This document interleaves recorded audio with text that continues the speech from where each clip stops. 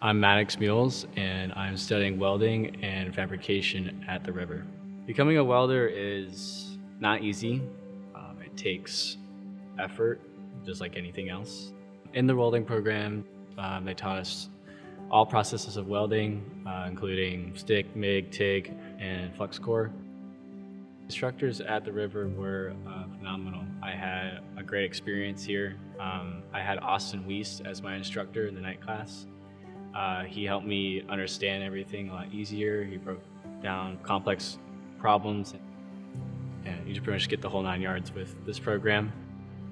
There's nothing I haven't learned.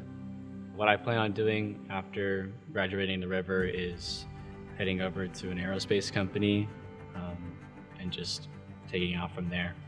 I just want to thank my whole family for helping me and supporting me through all of this, especially my mom.